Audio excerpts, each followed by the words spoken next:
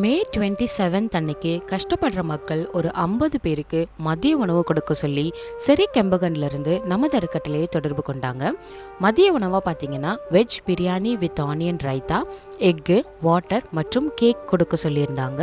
அவங்க சொன்ன மாதிரி நாங்கள் மதிய உணவை தயார் பண்ணி எடுத்துக்கிட்டு இதை எங்கே கொடுக்கலாம் அப்படின்னு யோசிக்கும்போது திருவள்ளூரில் கஷ்டப்படுற மக்கள் அதிகமாக வசிக்கிற குருபுரம்ன்ற கிராமத்துக்கு வந்துட்டோங்க.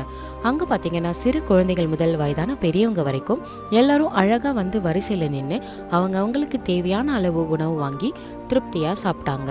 சாப்பிட்டு முடிச்சுட்டு உணவு கொடுத்தவங்களுக்கு நன்றியை தெரிவித்தாங்க. அவங்க நீண்ட நாள் நோய் நொடி இல்லாமல் சந்தோஷமாகவும் ஆரோக்கியமாகவும் வாழணும் அப்படின்னு வாழ்த்துனாங்க.